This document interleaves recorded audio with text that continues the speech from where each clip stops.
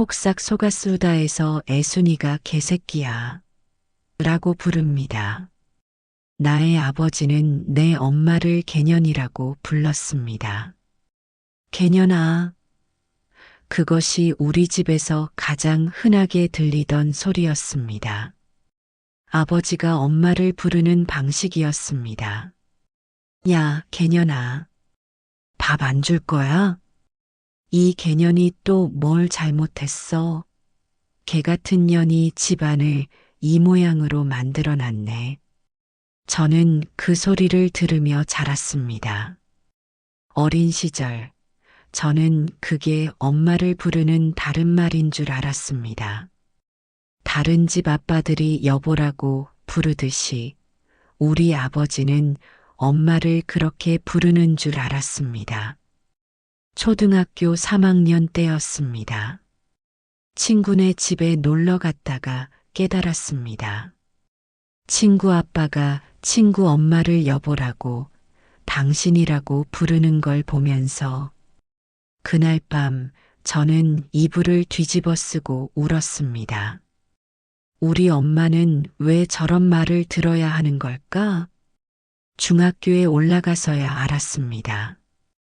개년이 얼마나 끔찍한 욕인지를. 그게 사람에게 할 수 있는 가장 저급한 모욕 중 하나라는 걸.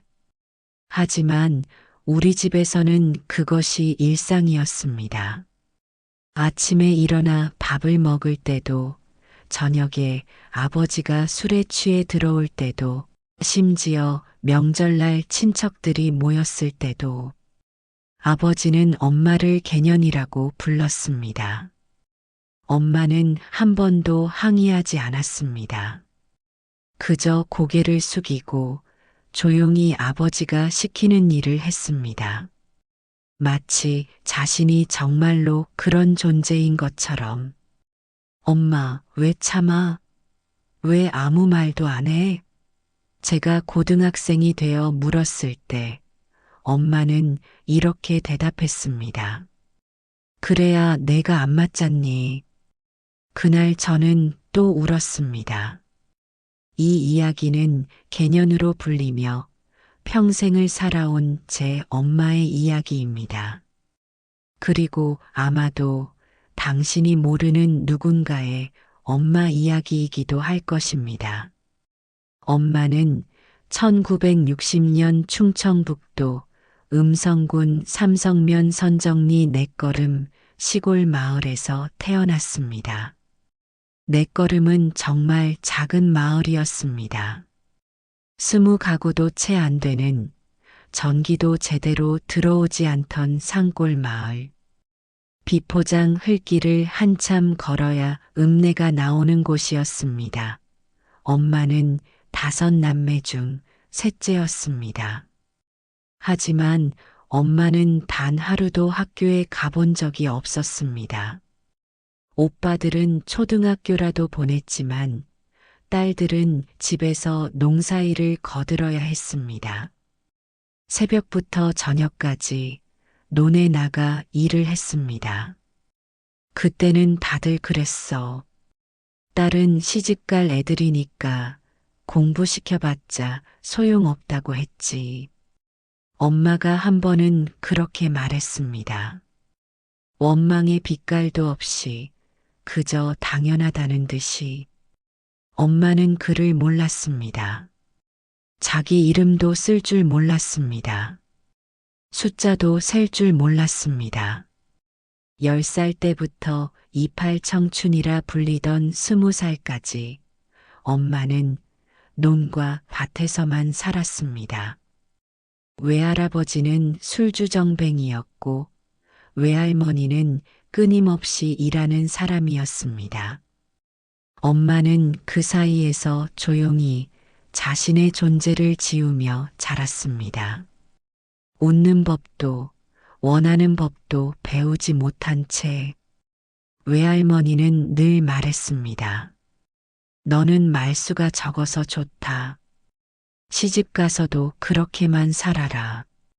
여자는 말이 없어야 복이 온다. 엄마는 그렇게 배웠습니다. 말하지 말 것, 원하지 말 것, 존재하지 말 것. 20살이 되던 해봄, 동네 아주머니들이 수군거리기 시작했습니다. 저 집 셋째 딸, 이제 시집 보내야 하는 거 아니야? 20이면 늦었지. 빨리 보내야 해. 엄마의 의견 따위는 아무도 묻지 않았습니다. 엄마는 단 한 번도 마을 밖을 나가본 적이 없었습니다.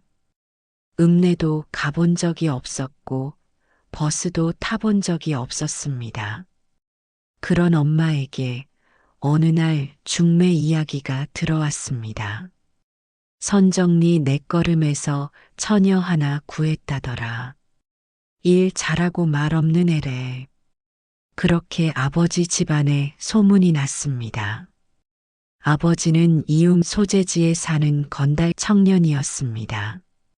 일은 안 하고 술만 마시며 친구들과 어울리는 게 일이었습니다. 30 가까운 나이에도 장가를 못 가고 있었습니다. 저 집 아들이 좀 거칠어도 말 잘 듣는 며느리들이면 괜찮을 거다. 아버지의 어머니, 그러니까 시어머니가 된 사람이 그렇게 말했습니다. 중매 자리가 정해졌습니다. 엄마는 태어나서 처음으로 넷걸음 마을을 벗어났습니다. 외할머니가 빌려온 옷을 입고 비포장 흙길을 1시간 넘게 걸어서 읍내 다방으로 갔습니다. 그곳에서 처음 만난 아버지는 엄마를 위아래로 훑어보며 말했습니다. 얼굴은 뭐 그럭저럭 봐줄만 하네. 일은 할 줄 알아? 엄마는 고개를 숙인 채 대답했습니다. 예. 목소리가 왜 그래? 벙어린가? 크게 말해봐. 아버지가 짜증 섞인 목소리로 말했습니다. 엄마는 말을 잘할 줄 몰랐습니다. 평생 말을 하지 않고 살았기 때문입니다. 글은 알아? 중매쟁이 아주머니가 물었습니다. 못 읽습니다. 엄마가 작게 대답했습니다. 그래, 그럼 더 좋지. 글 아는 여자들은 말이 많아서 탈이야. 아버지가 비웃듯 말했습니다. 그 순간 엄마는 알았습니다. 이 사람과의 결혼이 어떤 의미인지. 결혼식은 간소하게 치러졌습니다. 엄마는 결혼식 내내 무슨 일이 일어나는지도 잘 몰랐습니다. 사람들이 하는 말도 이해할 수 없었고 혼인신고서에 이름을 쓰라고 했을 때 외할아버지가 대신 도장을 찍어 주었습니다. 결혼식 날 엄마는 단 한 번도 웃지 않았다고 합니다. 사진 속 엄마의 얼굴은 경직되어 있었고 눈은 어딘가 먼 곳을 보고 있었습니다. 신혼집은 시어머니가 사는 낡은 단칸방이었습니다. 부엌도 제대로 없는 곳에서 세 식구가 함께 살아야 했습니다. 결혼한 지 사흘째 되던 날이었습니다. 아버지가 저녁 늦게 술에 취해 들어왔습니다. 아, 밥 안 줄 거야? 엄마는 급히 부엌으로 가서 남은 밥을 데웠습니다. 손이 떨려서 그릇이 덜그럭거렸습니다. 밥상을 받은 아버지는 한 숟가락 뜨더니 밥상을 엎어버렸습니다. 이게 밥이야? 이런 개 같은 밥을 사람한테 줘? 죄송해요. 이 개년이. 그날 아버지는 처음으로 엄마를 개년이라고 불렀습니다. 그리고 그게 마지막이 아니라는 걸 엄마는 곧 알게 되었습니다. 폭력은 일상이 되었습니다.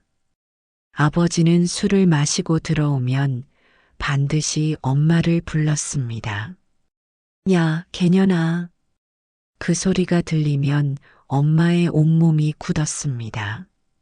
무엇이 잘못되었는지, 오늘은 왜 맞아야 하는지 알 수 없었습니다. 이유는 매번 달랐습니다. 밥이 맛없다고, 방이 더럽다고, 빨래를 제대로 안 했다고, 말대꾸한다고, 눈빛이 마음에 안 든다고, 때로는 아무 이유도 없었습니다. 개년아, 이리 와봐. 엄마가 다가가면 아버지는 이유를 대지도 않고 뺨을 때렸습니다. 그냥 기분이 나빠서 그게 이유였다고. 엄마는 훗날 그렇게 회상했습니다. 주먹이 날아오고 발길질이 이어졌습니다. 머리채를 잡고 방바닥에 내리쳤습니다. 엄마는 비명도 지르지 못했습니다. 벽 하나 사이에 시어머니가 있었고 소리를 내면 다음날 시어머니의 잔소리가 이어졌기 때문입니다. 밤에 무슨 소란이냐? 여자가 말을 잘 들으면 맞을 일도 없는 법이다. 엄마는 이를 악물고 참았습니다. 입술을 깨물어 피가 날 정도로 폭력은 점점 심해졌습니다. 뺨을 때리고 허벅지를 발로 걷어찼습니다. 한겨울에 마루에 꿇어앉혀 놓고 밤새 욕설을 퍼부었습니다. 이개 같은 년이 시집와서 뭐래? 밥도 제대로 못하고 집안일도 엉망으로 하고 너 같은 년은 개만도 못해. 엄마는 고개를 숙인 채 그 말을 들었습니다. 대답해, 이 개년아. 죄송합니다. 죄송하긴 뭐가 죄송해. 엄마는 그를 몰랐기 때문에 더욱 무시당했습니다. 이 무식한 개년이 편지 한 장 못 읽는 게 뭐래? 아버지는 그렇게 소리쳤습니다. 엄마의 몸은 늘 멍투성이었습니다. 여름에도 긴팔을 입어야 했고 사람들을 만날 때면 고개를 숙였습니다. 엄마 아빠한테 맞았어? 제가 어릴 적 물었던 기억이 납니다. 엄마는 씁쓸하게 웃으며 대답했습니다. 아니야. 엄마가 문에 부딪혔어. 거짓말이라는 걸 알았지만 저는 더 묻지 않았습니다. 그게 제가 할 수 있는 유일한 방법이었습니다. 모른 척하는 것. 아버지의 폭력만이 문제가 아니었습니다. 시어머니 역시 엄마를 며느리라고 부른 적이 거의 없었습니다. 아, 거기, 이거 사. 시어머니가 엄마를 부르는 방식이었습니다. 엄마는 하인처럼 부려졌습니다. 새벽 5시면 일어나 밥을 지어야 했고 빨래와 청소, 시장 보기까지 모든 집안일은 엄마의 몫이었습니다. 며느리가 시어머니 수발 드는 게 당연한 거 아니냐? 시어머니는 늘 그렇게 말했습니다. 하지만 엄마는 시장도 제대로 볼 수 없었습니다. 그를 몰랐기 때문입니다. 무, 당근, 감자 사와. 시어머니가 시키면 엄마는 시장에 가서 장수들에게 물어봐야 했습니다. 이게 무입니까? 이게 뭔지도 모르고 장을 보러 왔어? 장수들이 비웃었습니다. 엄마는 돈 계산도 할 줄 몰랐습니다. 장수가 주는 대로 돈을 내고 거스름 돈도 제대로 확인하지 못했습니다. 집에 돌아오면 시어머니가 따졌습니다. 이게 얼마짜리야? 너 또 바가지 쓴 거 아니야? 죄송합니다. 이 무식한 것이, 글도 못 읽는 것이 시집을 왔으니 엄마는 그 말을 들을 때마다 고개를 더 숙였습니다. 시어머니는 엄마가 먹는 것조차 감시했습니다. 반찬을 조금만 많이 먹어도 눈총을 줬고 먹성이 좋네라며 비아냥거렸습니다. 엄마는 늘 배가 고팠습니다. 하지만 참아야 했습니다. 임신을 했을 때도 마찬가지였습니다. 입덧으로 고생하는 엄마에게 시어머니는 말했습니다. 나도 애 셋 낳았지만 그렇게까지 오바 떨진 않았다. 시골에서 농사나 짓던 것이 약해 빠졌네. 엄마는 화장실에 숨어서 토했습니다. 그리고 거실에서는 아버지의 목소리가 들렸습니다. 야, 개년아, 어디 갔어? 엄마는 두 딸을 낳았습니다. 첫째는 언니였고 둘째는 저였습니다. 아들을 원했던 시어머니와 아버지는 크게 실망했습니다. 특히 아버지는 엄마를 원망했습니다. 이 개년이 여자만 둘이나 낳고 이게 무슨 꼴이냐? 그날도 아버지는 엄마를 때렸습니다. 개 같은 년이 아들 하나 못 낳아? 시골에서 농사나 짓던 것이 제대로 된 자식도 못 낳아? 엄마는 바닥에 쓰러져 울었습니다. 언니는 어릴 때부터 그 소리를 들으며 자랐습니다. 야, 개년아. 이 개년이 또 뭘 잘못했어? 언니는 아버지가 엄마를 그렇게 부르는 게 당연하다고 생각하며 자랐습니다. 하지만 학교에 가면서 달라졌습니다. 엄마, 왜 우리 엄마는 글을 못 읽어? 친구 엄마들은 다 알림장에 사인하는데. 언니가 물었습니다. 엄마는 아무 말도 하지 못했습니다. 언니는 점점 엄마를 부끄러워하게 되었습니다. 엄마는 왜 그렇게 맞고만 살아? 왜 아무것도 안 해? 왜 그렇게 무식해? 15살 언니가 엄마에게 소리쳤습니다. 엄마는 아무 말도 하지 못했습니다. 언니는 17살에 집을 나갔습니다. 엄마, 나 이 집에서 못 살겠어. 나도 살고 싶어. 엄마처럼 개년으로 불리면서 글도 못 읽으면서 살고 싶지 않아. 언니는 그렇게 말하고 집을 떠났습니다. 엄마는 울면서 붙잡았지만 언니는 돌아오지 않았습니다. 엄마는 그날 밤 홀로 울었습니다. 딸을 지키지 못한 죄책감에. 그리고 저는 태어날 때부터 장애를 가지고 있었습니다. 소아마비로 인해 왼쪽 다리를 제대로 쓸 수 없었습니다. 걷는 것도 힘들었고 늘 다른 아이들보다 느렸습니다. 아버지는 저를 보며 한숨을 쉬었습니다. 전현이 장애 딸까지 낳아놨네. 무식한 것이 복도 없어?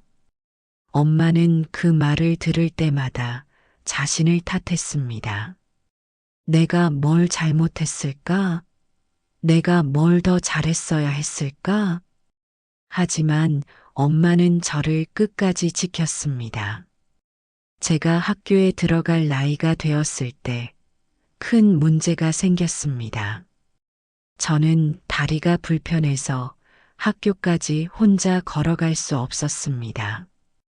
보조기를 하고 목발을 짚어도 30분 거리의 학교까지 가는 것은 불가능했습니다.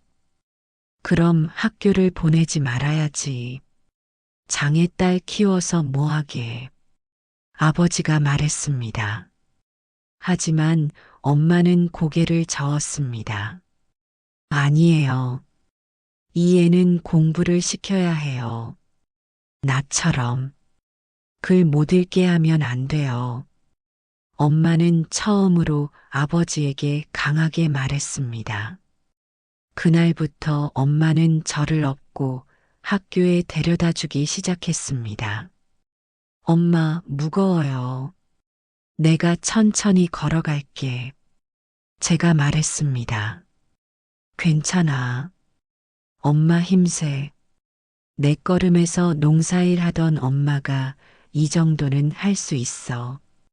엄마는 저를 등에 업고 30분 거리를 매일 걸었습니다. 아침 일찍 저를 업고 학교까지 데려다 주고 오후가 되면 다시 저를 업고 집으로 돌아왔습니다. 비가 오나 눈이 오나 엄마는 한 번도 거르지 않았습니다. 엄마의 등은 따뜻했습니다. 겨울날 찬바람이 불어도 엄마 등에 업히면 따뜻했습니다. 여름날 땀에 젖은 엄마의 등도 따뜻했습니다. 그 따뜻함이 저에게는 세상 전부였습니다. 엄마 등은 왜 이렇게 따뜻해? 제가 물으면 엄마는 말했습니다. 엄마가 너를 사랑해서 그래. 사랑하면 따뜻해지는 거야. 학교 가는 길, 엄마는 늘 미안하다고 했습니다. 미안해. 엄마가 너를 이렇게 낳아서. 엄마, 그런 말 하지 마. 아니야. 엄마 탓이야. 엄마가 뭘 잘못했는지는 모르겠지만 너한테 너무 미안해. 엄마의 목소리는 늘 떨렸습니다. 내가 건강하게 태어났으면 얼마나 좋았을까. 엄마가 무식해서 그런 건가. 엄마가 제대로 먹지 못해서 그런 건가. 엄마는 자신을 탓했습니다. 엄마, 나는 괜찮아. 엄마 잘못 아니야. 아니야. 다 엄마 잘못이야. 엄마는 울었습니다. 저를 업고 걸으면서도 눈물을 흘렸습니다. 저는 엄마 등에 업혀서 그 눈물을 보았습니다. 엄마의 볼을 타고 흐르는 눈물을. 엄마, 울지 마. 나는 행복해. 엄마 등이 따뜻해서 좋아. 그래. 엄마도 행복해. 너를 업을 수 있어서.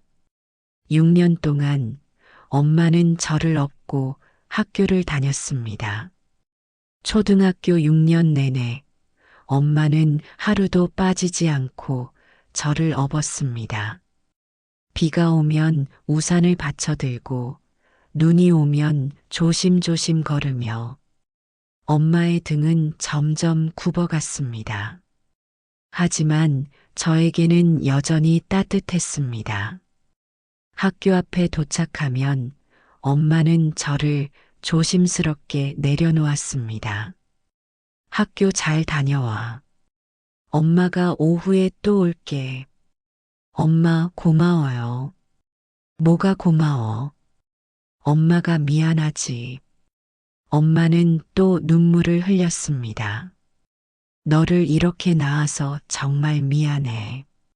엄마가 무식해서, 엄마가 제대로 못 먹여서, 엄마, 그런 말 하지 마요. 나는 엄마가 제일 좋아요. 저는 엄마를 안아주었습니다. 짧은 팔로 엄마의 허리를 꼭 안아주었습니다. 다른 아이들의 엄마들은 교문 앞에서 손을 흔들며 떠났습니다. 하지만 우리 엄마는 제가 교실에 들어갈 때까지 서서 지켜봤습니다. 창문 너머로 보면 엄마는 늘 그 자리에 서 있었습니다. 그리고 제가 손을 흔들면 엄마도 손을 흔들어 주었습니다. 그러다가 고개를 숙이고 또 눈물을 닦았습니다. 오후가 되어 학교 시간이 되면 엄마는 다시 왔습니다. 땀에 젖어 숨을 헐떡이며 엄마 왔다. 힘들었지? 아니, 괜찮아요. 저는 다시 엄마 등에 엎였습니다. 엄마의 등은 여전히 따뜻했습니다. 집으로 돌아가는 길, 엄마는 늘 같은 말을 했습니다. 미안해. 엄마가 너를 이렇게 낳아서, 너만 힘들게 해서, 엄마, 나는 행복해요. 엄마 등이 제일 따뜻해요. 그래. 엄마도 딸을 업을 수 있어서 행복해. 이렇게라도 너랑 함께 있을 수 있어서. 엄마는 또 눈물을 흘렸습니다. 어느 날 비가 억수같이 쏟아지는 날이었습니다. 엄마는 우산도 없이 저를 업고 학교에 왔습니다. 엄마, 우산은? 집에 두고 왔어. 괜찮아. 엄마는 안 맞아. 엄마는 자신의 몸으로 저를 감싸며 걸었습니다. 저는 거의 젖지 않았지만 엄마는 온몸이 흠뻑 젖어 있었습니다. 엄마, 감기 걸려요. 괜찮아. 엄마는 튼튼해. 너만 안 아프면 돼. 집에 도착했을 때 엄마는 기침을 했습니다. 며칠 후 엄마는 심한 감기에 걸렸습니다. 하지만 엄마는 쉬지 않았습니다. 엄마, 오늘은 학교 안 가도 돼요. 쉬어요. 안 돼. 너 학교 가야지. 공부해야지. 엄마는 열이 나는 몸으로 저를 업었습니다. 그날 엄마의 등은 평소보다 더 뜨거웠습니다. 하지만 여전히 따뜻했습니다. 아니, 더 따뜻했습니다. 엄마의 사랑이 열로 변해서 전해지는 것 같았습니다. 엄마, 너무 뜨거워요. 괜찮아. 엄마 괜찮아. 조금만 참아. 학교에 도착해서 선생님이 엄마를 보고 놀랐습니다. 어머니, 얼굴이 왜 그래요? 많이 아프신 거 아니에요? 아니에요. 괜찮습니다. 보건실에 가서 쉬다 가세요. 아니에요. 집에 가서 쉴게요. 엄마는 고집스럽게 집으로 돌아갔습니다. 그리고 그날 밤 엄마는 쓰러졌습니다. 고열로 병원에 실려갔고 일주일을 입원했습니다. 제가 병문안을 갔을 때 엄마는 제 손을 꼭 잡았습니다. 미안해. 엄마가 아파서 너 학교 못 데려다 줘서. 엄마 괜찮아요. 언니가 업어줬어요. 그때는 언니가 저를 학교에 데려다 주었습니다. 그래, 다행이다. 근데 엄마가 빨리 나아야 해. 너 학교 데려다 줘야지. 엄마 좀 쉬어요. 아프잖아요. 안 돼. 엄마가 너 업어줘야 해. 그게 엄마가 할 수 있는 거니까. 엄마는 눈물을 흘렸습니다. 엄마가 글도 못 읽고 아무것도 못 해줘서 이렇게 너 업어주는 것밖에 못하잖아. 그것마저 못하면 엄마는 뭐가 되는 거야? 엄마, 미안해. 너를 장애로 낳아놓고 제대로 돌보지도 못하고 엄마가 정말 쓸모없는 사람이야. 저는 엄마를 꼭 안았습니다. 엄마는 세상에서 제일 훌륭한 사람이에요. 엄마 등이 제일 따뜻해요. 나는 엄마가 제일 좋아요. 엄마는 제 품에서 울었습니다.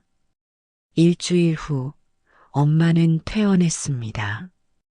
그리고 다음 날부터 다시 저를 업고 학교에 갔습니다. 엄마, 아직 아픈데 괜찮아요? 괜찮아. 엄마는 튼튼해. 너 학교 가야지. 엄마의 등은 예전보다 조금 마른 것 같았지만 여전히 따뜻했습니다. 6년이 지나 제가 중학교에 입학했습니다. 중학교는 더 멀었습니다.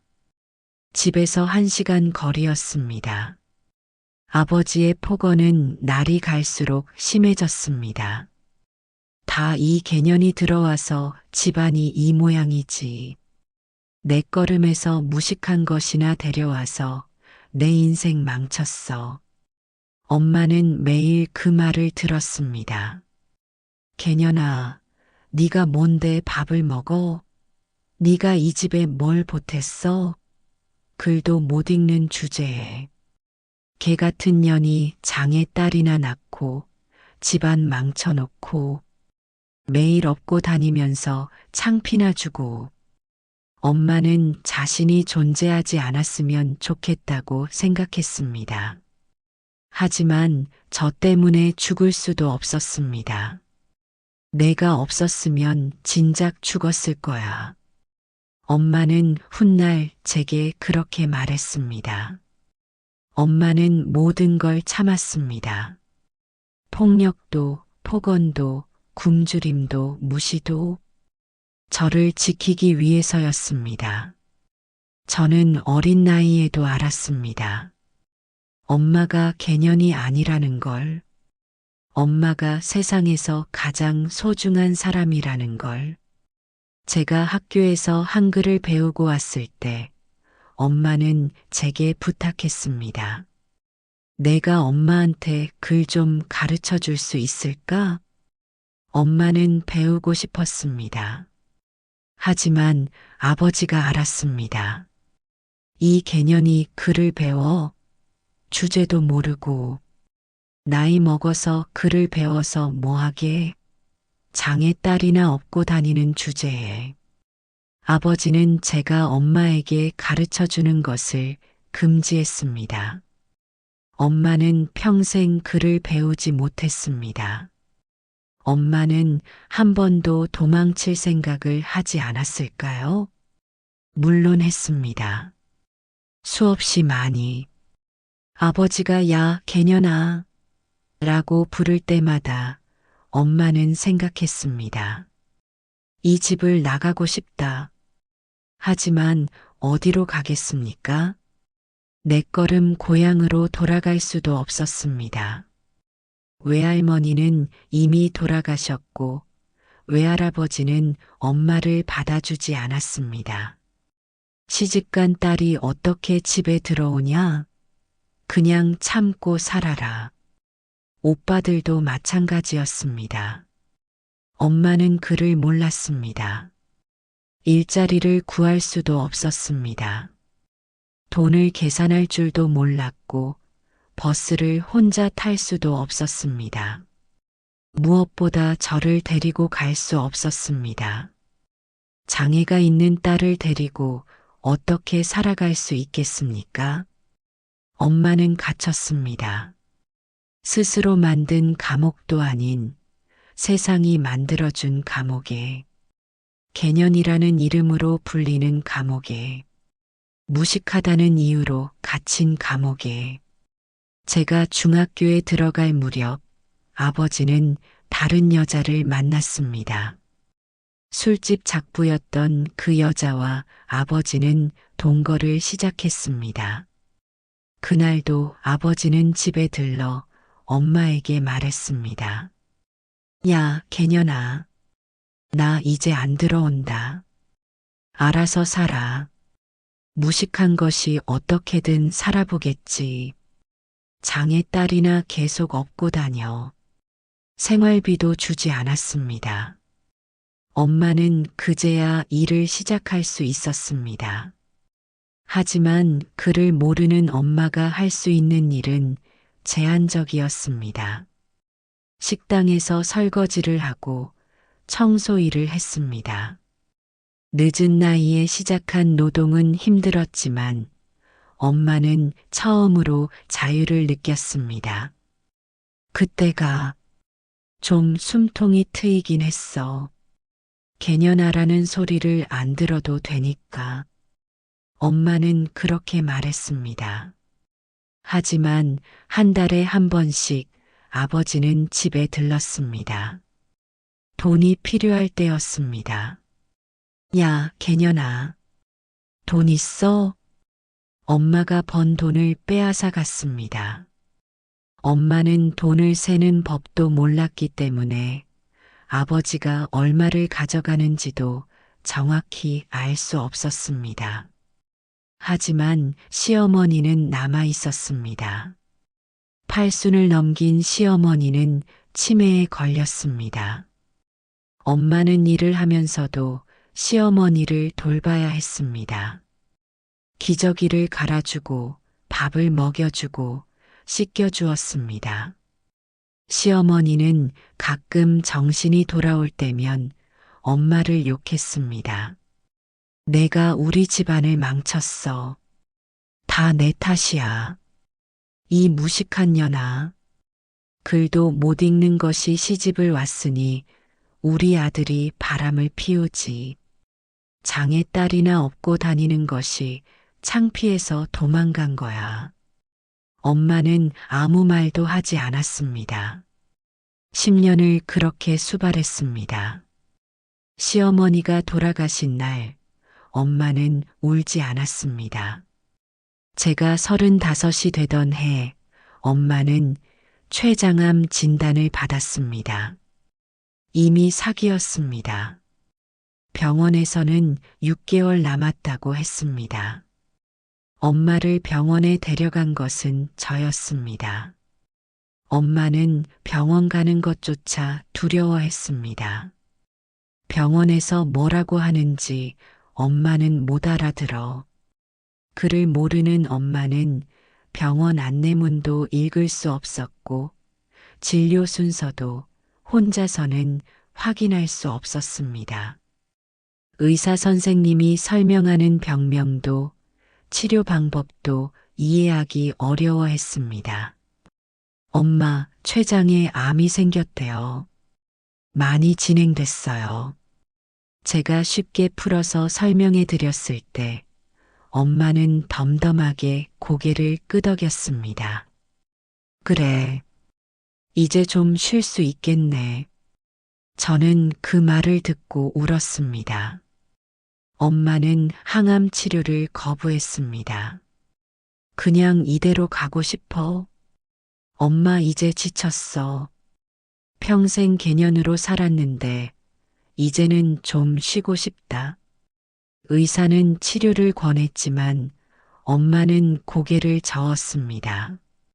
선생님, 저는 글도 못 읽어요. 약 이름도 모르고 뭘 어떻게 해야 하는지도 모르겠어요. 그냥 이대로 가고 싶어요. 엄마가 돌아가시기 일주일 전이었습니다. 저는 엄마 곁에 앉아 있었습니다. 엄마는 많이 야위었습니다. 손은 뼈만 남았고 숨소리도 가늘어졌습니다. 엄마, 뭐 필요한 거 없어요? 제가 물었습니다. 종이하고 연필 좀 가져다 줄래? 왜요? 엄마가 엄마 이름 한번 써보고 싶어. 저는 눈물이 났습니다. 종이와 연필을 가져다 드렸습니다. 엄마는 떨리는 손으로 연필을 잡았습니다. 엄마 이름이 김순자. 제가 천천히 이름을 써드렸습니다. 큰 글씨로 또박또박. 엄마는 제가 쓴 글자를 따라 그렸습니다. 삐뚤빼뚤하게 천천히. 김순자. 20분이 넘게 걸려서 엄마는 자기 이름 3글자를 썼습니다. 평생 처음이었습니다. 엄마, 이게 엄마 이름이구나. 엄마는 울었습니다. 평생 내 이름도 못 쓰고 살았네. 그리고 언제나 엄마에게 왜 개년이라고 욕을 먹으면서 맞고도 참고 사냐고 엄마는 바보 같다고 한 적 있지? 엄마는 미소 지으며 말씀하셨습니다. 다 너 때문이야. 엄마가 너를 이토록 아프게 낳았으니 죄도 없는 너에게 너무도 미안하고 미안해서 엄마는 도망갈 수 없었다. 어떠한 모욕 따윈 두렵지 않았다. 아버지에게 맞으면서도 다음날 너를 업고 학교에 데려다 줄 수 있게만 해달라고 기도했다. 엄마가 도망가지 않아야 너가 힘들지 않을 것 같아 폭력도 욕도 시어머님 수발도 참아낼 수 있었다. 미안하다, 내 딸아. 건강하게 낳아주지 못해 미안하다고 울고 또 울었습니다. 엄마가 못해주고 가는 것이 너무 많아 제대로 눈을 감을 수 있으려나 흐느껴 우셨습니다. 엄마는 제 손을 잡고 말했습니다. 엄마는 평생 개년으로 불렸어. 사람 취급도 못 받았어. 무식하다고 쓸모없다고. 하지만 너는 엄마를 엄마라고 불러줬잖니. 그게 엄마한테는 전부였어. 엄마.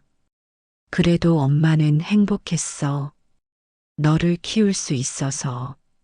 내가 학교 가는 거 보고, 책 읽는 거 보고, 너를 등에 업고 걸을 수 있어서. 그때 엄마 등이 따뜻했지? 응, 엄마. 세상에서 제일 따뜻했어요. 엄마도 따뜻했어. 너를 업으면 엄마도 따뜻했어. 그게 엄마한테는 세상에서 제일 큰 기쁨이었어. 저는 엄마를 꼭 안았습니다. 엄마 사랑해요. 엄마는 개년이 아니에요. 엄마는 세상에서 제일 소중한 사람이에요. 제일 강한 사람이에요. 세상에서 제일 훌륭한 사람이에요. 나도 사랑한다. 우리 딸, 미안해. 너를 장애로 낳아서 정말 미안해. 엄마는 마지막까지 눈물을 흘렸습니다. 아니야. 엄마 잘못 아니야. 엄마는 최선을 다했어. 엄마는 제가 써드린 자기 이름을 가슴에 안고 조용히 눈을 감았습니다. 그리고 일주일 후 엄마는 떠났습니다. 엄마는 그렇게 떠났습니다. 장례식장에는 아무도 오지 않았습니다. 아버지도 나타나지 않았습니다. 언니도 연락이 닿지 않았습니다. 조문객도 없었습니다. 엄마는 평생 친구도 없었고 이웃과도 교류가 없었습니다. 그를 몰라서 사람들을 만나는 것이 두려웠기 때문입니다. 텅 빈 장례식장에서 저 혼자 엄마를 보냈습니다. 엄마의 유골함을 안고 납골 땅으로 가는 길, 저는 생각했습니다. 엄마는 평생 개년으로 불렸습니다. 한 사람의 인격으로, 한 사람의 이름으로 불린 적이 없었습니다. 김순자라는 이름을 평생 쓰지도 읽지도 못했습니다. 무식하다고 무시받았습니다. 그를 모른다고 사람 취급도 받지 못했습니다. 하지만 저에게 엄마는 세상에서 가장 강한 사람이었습니다. 가장 아름다운 사람이었습니다. 가장 사랑하는 사람이었습니다. 무릎이 망가지고 허리가 굽어도 멈추지 않았던 사람. 그 따뜻한 등으로 저를 지켜준 사람. 납골 땅에 엄마의 위패를 모시면서 저는 처음으로 엄마의 이름을 크게 불렀습니다. 김순자, 우리 엄마. 엄마가 평생 한 번도 제대로 불리지 못한 그 이름을. 그리고 작은 목소리로 말했습니다. 엄마 등은 정말 따뜻했어요. 세상에서 제일 따뜻한 곳이었어요. 엄마 덕분에 저는 학교에 갈 수 있었어요. 공부할 수 있었어요. 사람들을 만날 수 있었어요. 엄마가 장애로 낳았다고 미안해하지 말았어야 했어요. 엄마는 저를 가장 잘 키운 사람이에요. 사랑해요, 엄마. 고마워요. 이 이야기를 듣는 당신, 혹시 지금 당신의 어머니가 누군가에게 함부로 불리고 있지는 않습니까? 혹시 지금 당신의 어머니가 참고 견디며 살고 있지는 않습니까? 혹시 지금 당신의 어머니가 당신을 기다리고 있지는 않습니까? 부모님께 전화 한 통 하시겠습니까? 아직 늦지 않았습니다. 엄마의 이름을 불러주세요. 엄마 사랑해요. 엄마 고생하셨어요. 엄마 지금까지 정말 수고 많으셨어요. 엄마 덕분에 제가 여기까지 올 수 있었어요. 그 한마디면 됩니다. 어머니는 평생 그 말을 기다리고 계셨을지도 모릅니다. 엄마, 지금까지 고생하셨어요. 사랑해요.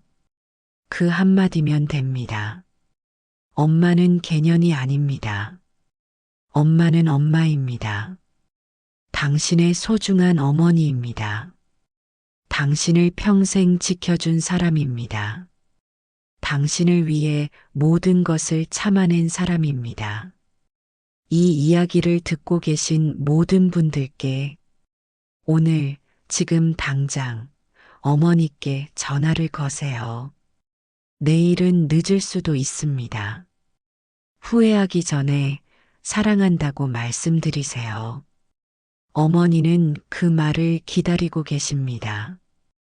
어머니의 따뜻한 손을 기억하세요. 어머니의 따뜻한 등을 기억하세요. 어머니의 따뜻한 사랑을 기억하세요. 그리고 말씀드리세요. 엄마 사랑해요. 고마워요. 저는 지금도 가끔 꿈을 꿉니다. 엄마 등에 업혀 학교에 가는 꿈을. 엄마, 당신은 세상에서 가장 위대한 사람이었습니다.